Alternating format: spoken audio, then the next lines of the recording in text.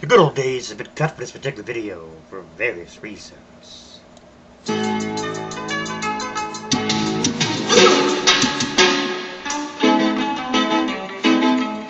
boys, what you want, what you want, what you gonna do when Chevy John Brown come for you? Tell me what you wanna do, what you gonna do? Yeah, bad boys, what you gonna do? What you gonna do when they come for you? Bad boys, what you gonna do? Thank you so much for going down memory lane with me. We take you back and tell your story, cuffed and stuffed. I was on my way home from work at Doc Silly Restaurant. I worked over a little bit that particular day. Instead of working from 7 to 3, I worked over till like quarter after 4, about 4:15. I'm heading home. We lived on Crocker Northwest, if you will, on the northeast side of Maxwell. So about that 45-minute walk that I was talking about there in the story Shirley Ramsire earlier down memory lane. We get down to First Street southeast. They're right across from St. Mary's Church, if you will, and school. And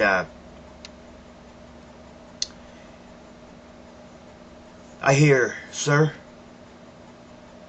put your hands up and slowly turn around." I do that, and I got a 9mm pointing right at my face there. Detective Bobby Grizzard. He was a black man. Detective Bobby Grizzard. I said, "What's going on, officer?" He says, "Just shut up, sir." So he's like, "Put your hands on the car, please." And he's like, "Okay, sir, I'm going to cuff you for my safety." He's like, "Okay." So he cuffs me, sticks me in the car. I'm like, "Officer, what's going on here?" "Shut your mouth, sir."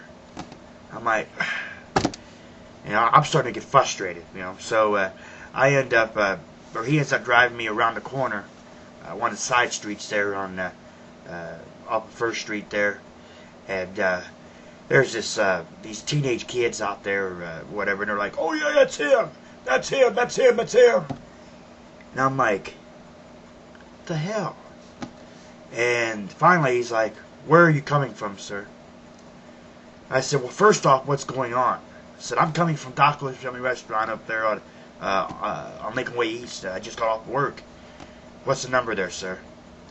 I gave him the number. I said, 833-3399. Okay. So he's like, "Okay," calls the dispatch, whatever, tells him to call and see if I said, "What's your name, sir?" I said, "Roger Cornell."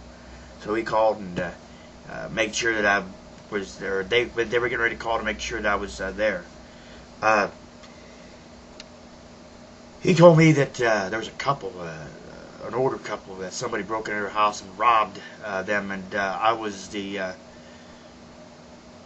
guy who fit the description to a T. Of course, they got people, "Well, it's him, it's him, it's him." They witnessed me say that I broke into these older couples' houses and stole something from them or whatever, whatnot. Well, anyway, he takes me down, and he takes me down to Fuzzy's Federal Lanes, which is just a little bit ways down from that particular place there, First Street, there next to St. Mary's, if you will. It's back this way, if you will. So nonetheless, I go down there, and there's people coming out, getting ready to bowl, if you will. And he takes me out after they confirmed that, called Johnny Norris, and Johnny Norris, the manager cook of Johnny Norris, had confirmed that I had just gotten done working Docos at low after 4 o'clock or whatnot. And he takes me there, and he ends up meeting another officer down there, if you will, to confirm something or whatever. And he takes me out of the car, cuffed and stuffed and everything, and uncuffs me, and then asks the officer if he would take me to take me home. Needless to say, like I said, that was just, one of the times where I was cuffed and stuffed and basically accused of something I didn't do. He did read my rights, told me I was under arrest, had a right to remain silent, thing I say will be used against me in a court of law, had a right to have an attorney during present during questioning. Basically, just arresting me and then letting me go after they found out that it wasn't, I wasn't the one that's, actually, I wasn't the one who actually done all this stuff, and it was just, kind of a nervous time. I was really nervous and everything, and it was something that I'll never forget. I tried to sue the Massillon police force, Massillon City cops, if you will. Didn't get too far because nobody wanted to actually do anything with the Massillon cops, and that's just the way it is, Massillon cops are crooked, just like any other police. I don't care who you are. Police are crooked, and in many ways they do help a lot of people out, but they are crooked.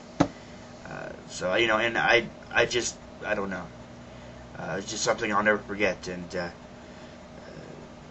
trying to get arrested, cuffed and stuffed for something I didn't even do. Of course, the next day I go to Daco's, and Mark Smith, the cook, going around calling me a criminal because somebody told him, I guess Mark had come in and to grab something to eat or something or whatever it was that particular night after he got off work during the afternoon or early in the day. He about 3 o'clock, come in at like 6 o'clock or something to get something to eat or whatever. And Johnny told him, so Mark was going around calling me a criminal, singing "Bad Boys, what you gonna do when they come for you?"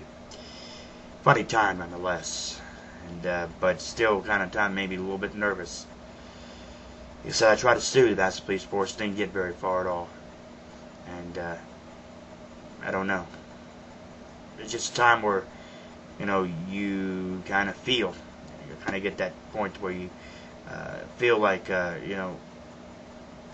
like, how can I say it? You feel like you really you feel nervous, if you will. You feel the butterflies in your stomach, and that was one of those particular times. I'll never forget it. Thank you so much for going down memory lane with me. I'll catch you next time. What you gonna do? Yeah. Bad boys, what you gonna do?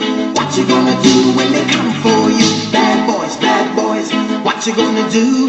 What you gonna do when they come for you?